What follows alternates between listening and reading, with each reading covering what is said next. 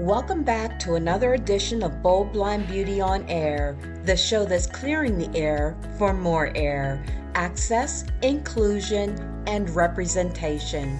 My name is Stephanae McCoy, and with me are my co-hosts. I'm Dana Hinnant.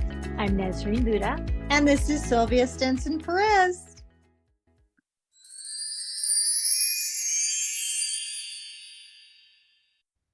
Beyond the limitations of disability lie extraordinary opportunities for accessible and inclusive innovation.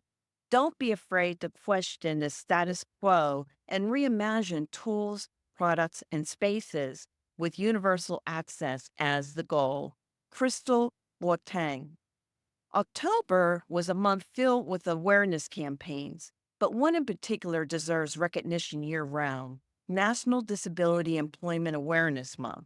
This initiative highlights the importance of inclusive employment practices and the contributions of individuals with disabilities in the workplace. Today, we will discuss employment within the blind community as we face significant challenges stemming from societal barriers, stereotypes, and misconceptions about blindness. At Bold Blind Beauty on Air, we believe that transformation within these systemic barriers can be achieved through A.I.R, access, inclusion, and representation. Before introducing this month's guest, I want to give a brief overview on the meaning of A.I.R. Access. Access is ensuring equal opportunities and accessibility in all areas of life. Inclusion is creating a society that embraces and values the contributions of blind individuals. And finally, representation is enhancing visibility and accurate portrayals of blind people in media, leadership, and decision-making positions. By focusing on these three pillars, we can drive meaningful change and create a more equitable world for individuals on the blindness spectrum. Joining us today is Krystle Boateng, a founder of Insideability Books and author of Accessibility Children's Books. Krystle is a legally blind mother of two who transformed her personal experience with sight loss into a mission to create inclusive literature and inspire others through her creative writing and advocacy work. Welcome to the show, Krystle. Thank you so much for having me, Stephanie. I am so happy to be here with you, lady. And we are excited to dive into our discussion for today. So with that, I'm going to pass the mic to Nasreen. Welcome, Krystle. It's great to have you here on our podcast. Can you please share your sight loss journey with us? Sure. Okay. In brief, at the age of 19, I did start to lose vision from idiopathic panuveitis, which is basically an inflammatory eye condition. Due to complications of that condition, I lost central vision permanently. So oftentimes when I hear about people experiencing central vision loss, they had either macular degeneration or Stargardt's. So my vision sort of manifests in a similar way in terms of the center of my vision being blurred out. I've had a long career path using various accommodations to achieve the goals that I'm attempting. But what I found was that when I became a mom, I looked at, in those same channels for large print children's books, and I couldn't find them. So that led me to starting Insideability Books. I create jumbo large text children's books that come in two text contrast options. You can either have white background with black letters or the reverse contrast, which many people with print disabilities benefit from, which is the black background with white letters. That's really cool, Krystle. I wish some of those things had been available when I was a kid. This is Sylvia, and welcome. We know that historically, employment for people with disabilities, and especially people with vision impairment, has been really a big challenge. You worked at some different angles of employment assistance, even from the front lines. What are some of those challenges that you've seen? Sure. So to give a little bit about my background, I worked for many years in employment services and nonprofits, assisting visually impaired and blind qualified candidates to find employment. I also worked within equal opportunity offices where I assisted ADA Title I compliance, basically assisting when people needed reasonable accommodations. So that office received those requests, and then there's a process that commences to find out what is the best fit. In terms of the challenges that the visually impaired and blind community face, it's multiple, right? I always say that most people are not aware that there is even a spectrum of vision loss. Also not aware of all of the various high and low tech accommodations that are available to allow anyone across the spectrum of vision loss to be able to perform highly in a multitude of careers and industries. So I think this gap in understanding makes way to unconscious bias, discrimination, things of that nature. When I worked as an empowerment coach and I assisted people preparing for interview, I would always let them know that words had power. And you are entering a situation where you're going to have to educate the interviewers, for the most part, on how it is that you perform in your position. And so you never want to use words like, I have difficulties with, or I have vision problems. You always want to start with your qualification. I have X credential, X amount of years experience. I specialize in this. Then you want to speak about the tools and technology that you utilize to be able to perform in the position. So if you are a screen reader software user, you'll speak to the fact that you use a screen reading software that's compatible with most commercially sold, let's say, accounting management software, if you're, let's say, going for an accounting position. Or if you use magnification, you can speak to the fact that you use magnification on the computer, and then go further into your soft skills and all of the functions that you are adept at within that particular field. Disclosure can be difficult. And sometimes if you seem unsure of your abilities, then the employer becomes unsure of your abilities. I always want to let people know that when you go into an interview, you are the prize.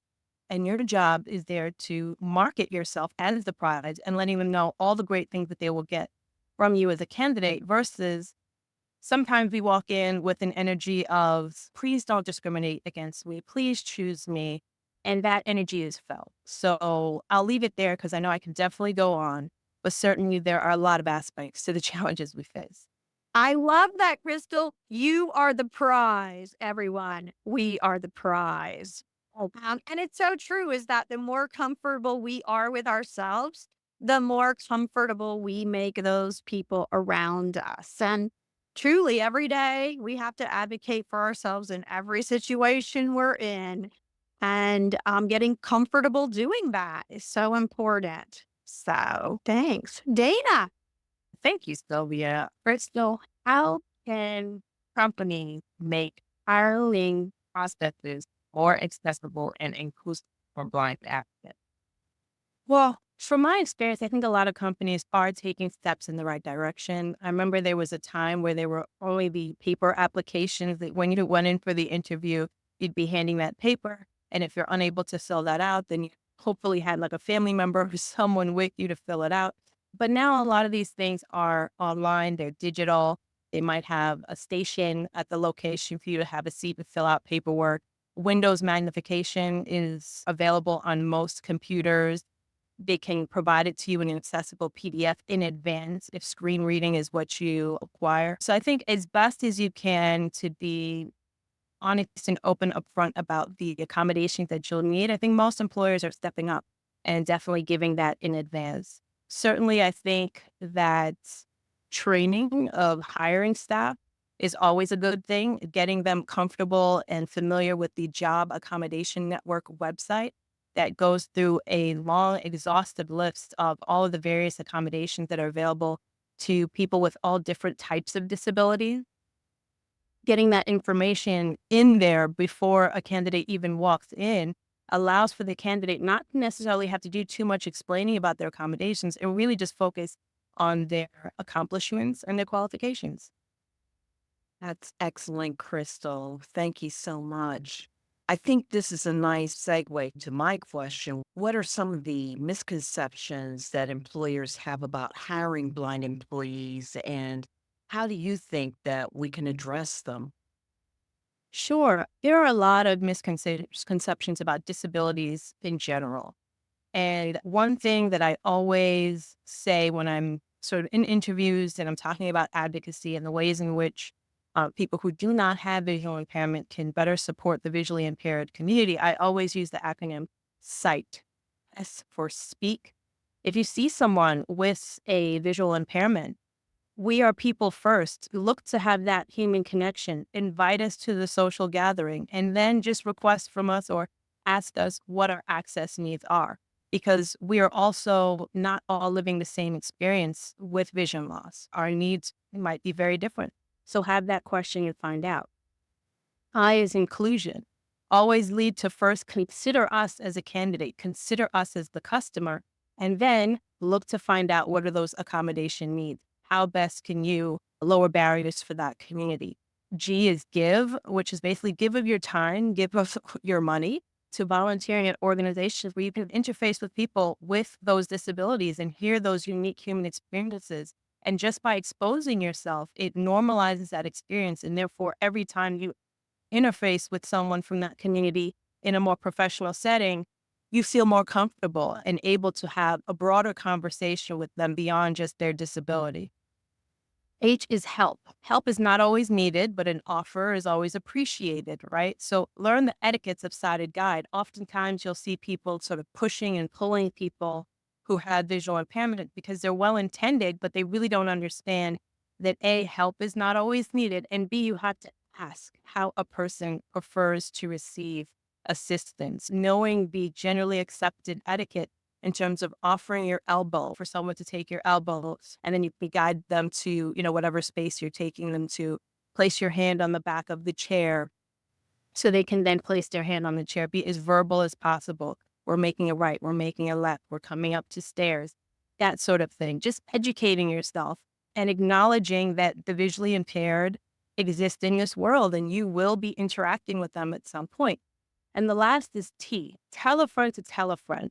Because whenever you do interact with someone from our community, be an ally, extend what you've learned to your broader networks so that more and more exposure can be there. We may not have representation to the best that it can be at this time, but I think in this day and age, still sort of the questions about the visually impaired and what we're able to do. There's some employers who don't even know that people with no usable vision at all can use the computer independently. If you disclose having partial blindness, there's the skepticism. There's, well, how many fingers am I holding up? Or you don't look blind. There's still all of those misconceptions that I think are easily washed if just more conversations are had, because I honestly think the visually impaired and blind community is a lot larger than what's being reported, especially when some of the leading causes of blindness are glaucoma associated with hypertension, diabetic retinopathy, trauma. I just don't think that we have enough of a unified voice for people to really understand the size of our community as well as the size of the allies who support our community. Krystle, I'm like speechless. I'm saying this all the time about the numbers and about the reason why I believe that the numbers are incorrect and there are more people on the blindness spectrum than we know. I think a lot of it has to do with the societal stigmas associated with blindness. I speak to a lot of people who would rather people think that they're drunk or something else as opposed to not being able to see well. I do love this acronym SIGHT. And as you were talking, I was ferociously writing so that I can include that in our show notes. So thank you so much for that. So, Krystle, keeping with we do have to be advocates for ourselves as well. And I think that's so true. And we were just talking about how many people that we know who are visually impaired. I meet people every day, every day. And I know probably there's a lot of people who go, well, I really don't know any people who are blind, or I only know like 2 people. I don't think I know hundreds. And it's because I think when you meet people and you talk to people and you can get them to acknowledge, hey, yes, I have RP or I have whatever, and get them discussing how that challenges their life, but the possibilities that are still there is really fun and cool. So we all know some amazing success stories. Well, I think we're like 5 success stories right here. What are some of your favorite success stories about employment of people who are blind or low vision? Sure. I guess a few come to mind. I've actually met a few completely blind programmers at Google. There's actually, I believe it's the National or American Association of Blind Lawyers. In my work in job development and employment coaching, I would often look for these professionals to be mentors to my candidates, be mentors to the college student that would come through our young adults program. APH now runs the Career Connects. And years ago, I would use that database to try to find and email professionals to connect with clients that I was working with. And so I think the visually impaired and blind, we are out there, but we're just not waving a flag. We're just living lives. So unfortunately, when you think of representation, it usually has to do with media. If we're not on the TV screens, then we don't exist, because those of us in real life are just living life. I mean, if I wasn't marketing a children's book where I was on media outlets talking about my product and talking about low vision awareness, then I would be a success story just living my life and no one would know about me. You're right. People are just living their lives. And I think that's a thing that is sometimes shocking to people, is that there are people just like all of us who are blind or low vision who are literally just carrying on with life, owning homes, going to work every day, going to school, cleaning their house, and all the things that are just part of life. Absolutely. Absolutely. And I think that you and I had spoken about this previously, how, I always speak about the spectrum of vision loss because that looks broader community. Yeah. And a lot of times there's sort of a rallying cry around the word blind. And not everyone in the spectrum of vision loss identifies with that, because then there's sort of a different response that we get from the mainstream when we use that word. Because it's like, well, are you blind if you can still see this or you can still see that, right?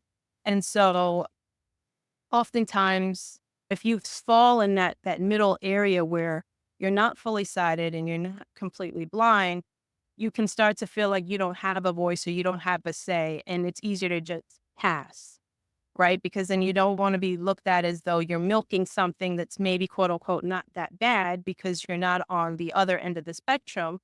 But then I think it just starts to muffle our voice. And I think if we all stood together in solidarity across the spectrum of vision loss and championed our access needs across the spectrum of vision loss, people would really start to hear us. I agree with you. And I use that all the time, the terminology that blindness is a spectrum, or we're on the spectrum of blindness. I think it makes people feel a little more empowered as well, because it's more inclusive. Even though we understand that people who are totally blind are only 15% of the blind community, there is that gray area where people don't understand the greater majority that are on the spectrum. Right. And they are 100% of the representation in media. Yes.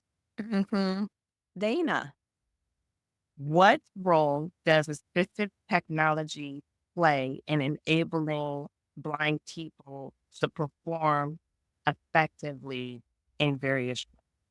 Oh, it's huge. It's our access key. I think at any stage of vision loss, if you are entering the workforce for the first time or re-entering after experiencing vision loss, you have to first get your tools. You have to be adept at whatever it is that you need. If you're not aware of what you need, you can get evaluations through different nonprofits. You can, like I said before, check out the Job Accommodation Network. And you definitely want to learn your tools, whether it be Dragon Beach, whether it be Zoom text or the magnification on Windows, or if it's JAWS, or if you need to learn to be a touch typist, if it's large print keyboards, if it's just the adaptive tools that are available to us through MaxiAid and various outlets, if it's a desktop CCTV, if it's the portable CCTV. Whatever it is, you want to know that like the back of your hand. I would tell my clients, when I was working with them in being an empowerment coach, you want to step into these tools in a casual way. If you are recently had lost vision, you want to get into texting with family and friends. You want to get into emailing with family and friends. You want to use that Word document to write letters. Do things that are less pressurized and more casual so that you spend more time doing it and your speed catches up, your ability catches up, so that you really do feel confident when you go into that interview and you're not sort of harboring anxieties around meeting production standards. Krystle, that is a really solid advice. Technology and tools go hand in hand. And like you said, just casually get into them, use them, and get comfortable with them, because that's really, really important. And the different types of tools that we all need with our various disabilities on that spectrum is really important for our day to day. And so therefore, tools and technology are just one of the aspects. But how can job seekers best prepare themselves and showcase their skill to potential employers aside from just technology? Sure. I say all the time that it definitely comes into your confidence level. As I, sort of mentioned a bit earlier, it's practicing that 2-minute pitch before you go into the interview, practicing how you're going to answer certain follow-up questions, practicing how you're going to, slip in that disability disclosure if you choose to disclose an interview in a casual, by the way, insert. You want to make sure that you are watching the trends in terms of how resumes are being put together now. You want to make sure that you are getting the up-to-date skills and credentials that are needed for the industry that you're going after. If you have access to internships, you want to employ those while you're a student. If you are using LinkedIn, you want to make sure that your LinkedIn profile is up to standard with current trends, and you want to be reaching out to professionals in the field that you're trying to break into for informational interviews. A lot of times people are open to just text chatting or phone chatting, or if you're in the same city, getting lunch and speaking to someone who just wants to know what it's like on the other side in the company, learning about the corporate culture, learning about their particular career trajectory, right? Looking up those job titles, right, in one of these online job boards, such as Indeed, et cetera, ZipRecruiter, and then going straight to the requirements. Well, what are the requirements that I need? And I'm making sure that I'm tailoring my education track to those things. Are there certain certifications that will allow a person to stand out? Again, back to LinkedIn, if you're searching people with a certain title, look at their credentials. Do they have certifications? Do they have a master's degree? You want to be tooling yourself to be a competitor, because ultimately it is a competitive job market. And the best thing you can do is compete.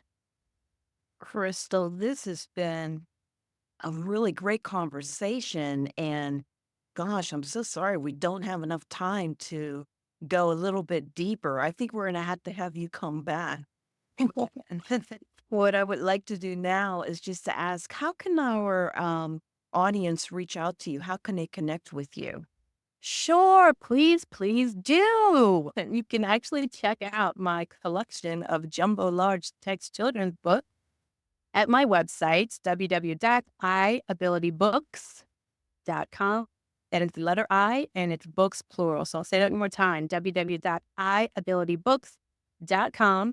And I do have all of my contact information there on the website. That is wonderful. Well, thank you so much again for spending time with us. And we will be looking forward to when you come back. And one additional piece, feel free to follow my Instagram at inside_ability_books, inside_ability_books.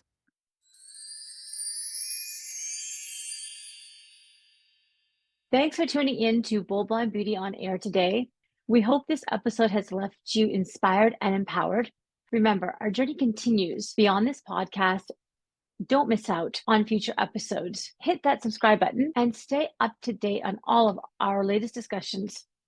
Also, join our vibrant community on Instagram for behind the scenes content, stories, and doses of motivation.